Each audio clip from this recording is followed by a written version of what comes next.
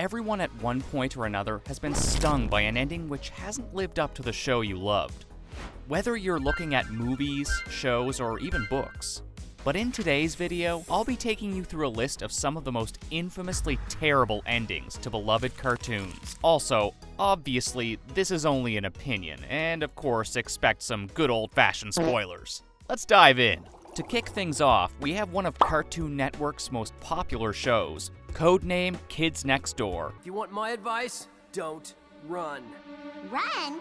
From what? The early 2000s show was like a shining pillar of cartoon creativity for the network and praised by kids and adults alike. Centering around 5 10-year-old kids, each assigned a code name, number 1 through 5, who from Sector V of a secret organization known as the Kids Next Door, or KND. The KND's mission is to fight against adult tyranny and anything which threatens the fun and freedom of kids, which is usually a ridiculous villain hell-bent on destroying the KND. I'm looking at you, Toiletnator. In numerical order, the names of the quintuple are Nigel Uno, Hogle P, Gilligan Jr., Kooky Sandban, Wallaby Beetles, and Abigail Lincoln. These 5 were fan favorites of not just their own series, but of Cartoon Network as a whole, and their tackling of adult tyranny sparked the imagination of all who watched, which is why the ending of the series really does come as a bitter pill to swallow to fans, and the creator, but we'll get onto that in a short while. The series ends with an episode titled Operation Interviews, which stands for It's Now the Extra Really Very Interesting End Wrap-Up Story, which isn't wrong, I guess. The episode starts with the famous operatives sitting down on a Talking Heads type couch, with one little difference. They're now live-action versions, and worse, all grown up. However, their leader, number 1, is nowhere to be seen. The old agents have been recommissioned to tell a tale of the day they lost their leader. Wait. Where was I? The story starts with the 5 tackling their arch nemesis, the delightful children from down the lane, in a cake retrieval mission. After sadly failing to secure the cake, they discover that Sector W is replacing them for future missions due to concerns about their age. So I'm putting him in charge of all future cake retrieval missions. You can't do that! The plot takes a turn when number 74.239 announces a scavenger hunt for the cake, engaging various KND operatives and villains. During the hunt, tensions rise and number 1 initially doubts their abilities. However, Sector V comes together and number 1 leads them to victory by obtaining Father's Pipe, the highest scoring item. Due to the victory, number 74.239 reveals that number 1 has been chosen to represent Earth in the Galactic KND, an intergalactic organization. Don't you get it yet? You've been chosen to join the Galactic Kids Next Door! The episode concludes with an emotional farewell as number 1 departs for his new mission, leaving his friends and family behind. But before it can finally end, we are shown a little snippet of a scene with number 5 on the phone with who else but number 1. He's back! What made you up on the moon base, okay? Oh, and number 1. Well, he was meant to be. The entire idea behind this episode was to tease the audience for a spin-off show set in the galactic version of KND. Originally, instead of number 1 being chosen, he was meant to be kidnapped by the galactic KND, where the gang had to spring into action to save him. But instead, according to the creator Tom Warburton, he was forced to end the show with this episode in what felt like very abrupt fashion. The episode certainly wasn't the send-off that the members of Sector V truly deserved, especially with their final mission basically being a scavenger hunt that just came out of nowhere. On his blog, Mr. Warburton tells fans that in his opinion, the made-for-TV movie Operation Zero is a much more fitting ending to the show. Who knows, maybe one day we'll get the Fabulous 5 returning in space battles, or an entirely different show with a new generation of KND operatives. But as it stands, codenamed Kids Next Door left everyone wanting more, and this isn't the only time Cartoon Network fumbled the ending to a super successful show, like in the case of Samurai Jack. Another cartoon gem from the early 2000s, the series didn't have a definitive ending. The last episode of Series 4, titled Jack and Baby, was really just an ordinary episode of the show, which obviously isn't bad, but what happens to the mighty shape-shifting overlord Aku?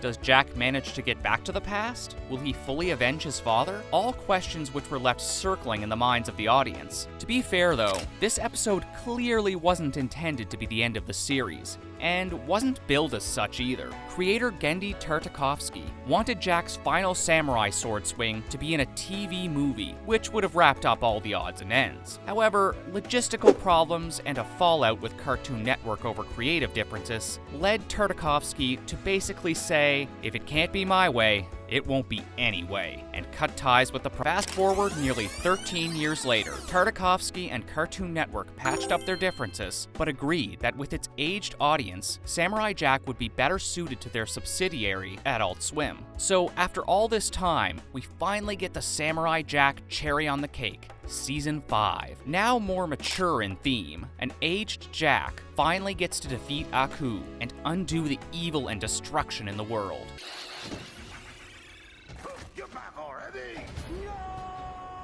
Surely though, the ending couldn't be done badly again, could it? Technically no, but just for a bit of background if you haven't seen it, Jack falls in love with one of Aku's daughters and teams up with her to fight evil forces. But when Aku is defeated, the two decide to marry, but because her father has now technically been wiped from existence, so is she. Now, you may think that's where the fans felt a little bit shortchanged. Nope. The bittersweet ending to a series nearly 15 years in the making was fitting. The uproar is connected to a spin-off video game called Samurai Jack: Battle Through Time, where Ashi is allowed to live with Jack in the present due to a time pocket version of the future where Jack finds her again. I know what you're thinking, but this is a video game. It's not the real show.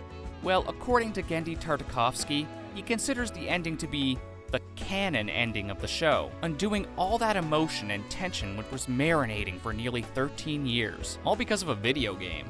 The next cartoon on our list is none other than Nickelodeon's underrated supernatural superhero, Danny Phantom, a show all about a 14-year-old boy who has been bestowed ghostly powers to use to help save the world. The show was renowned for its imaginative and innovative approach to the superhero genre, and struck a chord with a cult-like audience, which is why the way the ending of the series was handled is puzzling to fans of the show. The final episode, titled Phantom Planet, feels like two episodes fused together, with Danny having to deal with a meteor heading straight for Earth whilst battling the thought of giving up his powers for good.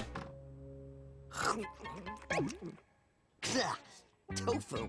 This awkward premise gives neither storyline time to breathe, and ultimately produces more questions than answers, especially when major storylines had to be rushed and hastily wrapped up, like Danny's romance with Sam. This sudden end left an unsatisfied taste in the mouths of Phantom fans. But the truth was that behind the scenes, and despite a vocal and loyal fan base, Danny Phantom just wasn't making Nickelodeon money. Not in the way Butch Hartman's other show, Fairly Odd Parents, was, despite having a bigger budget. So, Nickelodeon decided to pull the plug on Danny Phantom, forcing Hartman to end the show abruptly. But it's not all doom and gloom, as Butch has been on record many times saying he'd love to bring Danny Phantom back to life, and give the show exactly what it deserves. So, who knows? Maybe like Samurai Jack, good things will come to those who wait. It would be more than fitting to bring a show about ghosts back from the dead after all. Talking of waiting, most of you will likely have been waiting for the next episode to pop up on our list, as it's perhaps the most infamous example of how not to end a show. In fact, most would say it's a step-by-step guide on how to alienate your entire audience in disastrous fashion. Obviously, I'm talking about Star versus the Forces of Evil, a show about a powerful young princess from another dimension called Star Butterfly, who, after a spell of bad behavior, is sent to our universe to gain experience fighting the evils that lurk within it. There may have never been a show as loved at the beginning and as hated at the end as this one. And although that may sound harsh, trust me, it's for good reason. Praised for its light-hearted stories and characters, as the series progressed, Star vs. the Forces of Evil was soon plagued with complicated stories, serious character dynamics like love triangles, and other frustrating writing decisions, which started to smear the reputation of what was once a superb show. These problems reared its ugly head the highest, without a doubt, in the show's finale, titled Cleave, where Star commits genocide by willfully destroying all magic across the multiverse, including creatures born of magic.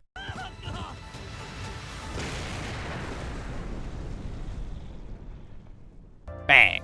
Innocent creatures suddenly ripped from existence. What adds insult to injury is that Star's world is somehow then merged with Earth, so that her and her boyfriend Marco can have a happy ending. So basically the show says, commit mass murder and get rewarded. No wonder this show is the gold standard of cartoons when it comes to awful endings. Johnny Bravo is one of those cartoons that everyone at some point in their life has watched. A show all about a muscular, narcissistic, and dim-witted man who tries to impress women with his looks and charm, but usually fails miserably.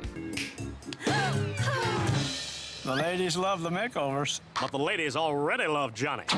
The show shot to fame due to seeing Johnny hilariously fail at attracting women in a variety of ways, whilst also being a celebrity guest magnet, with many famous folk wanting a cameo in the show. And one of those folks is the reason for the show's infamously bad ending. Although Johnny may be incredibly cringy, many fans of the show wanted him in the end to find the girl of his dreams. But sadly, Johnny had no such luck, and his story ended with the 2004 episode Back on Shack, starring, of course, Shaquille O'Neal.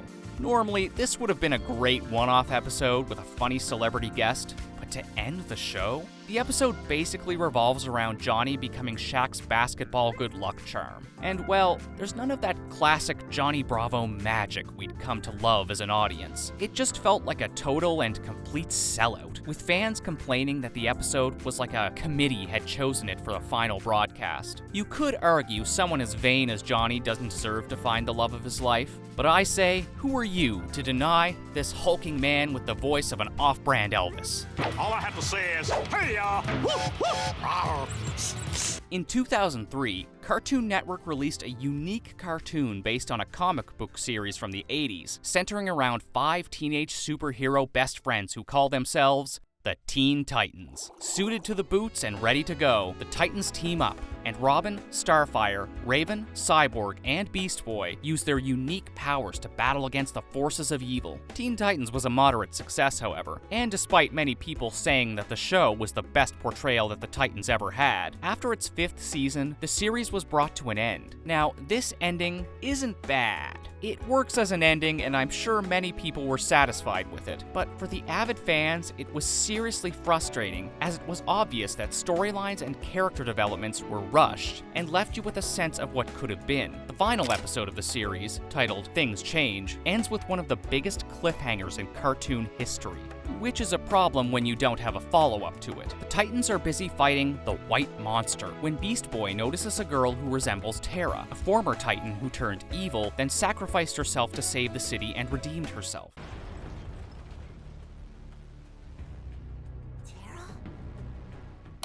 So, how can Terra be back? Does she remember everything? Is she okay? Is it actually Terra? Well, we never find out. The story ends there, and whilst not boring and impactful for an audience, it leaves you with more questions than answers. The worst part about it all is that the decision to axe the show and rush the ending was nothing more than business. Teen Titans simply didn't sell enough merchandise to warrant the airtime and budget, and so the heads at Cartoon Network pulled the plug. The creators did plan to bring Terra back at some point, but because of a few lost dollars, we'll never get to know how her or the other Titans have their stories end. When I say the next show on our list was created by one of the lead writers on the incredibly successful show Adventure Time, you'd think, surely not. But Rebecca Sugar's show Steven Universe is yet another beloved show to fall victim to a less than fitting ending.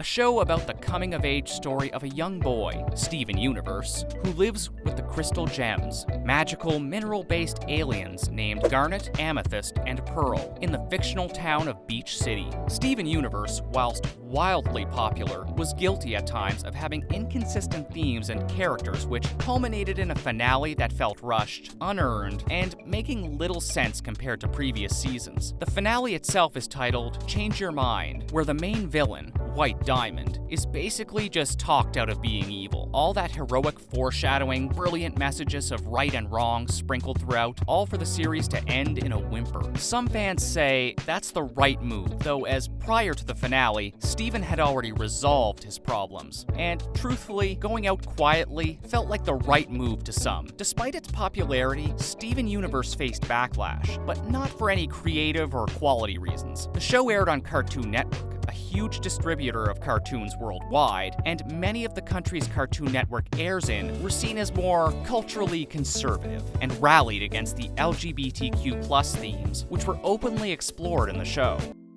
My pearl, you're wonderful.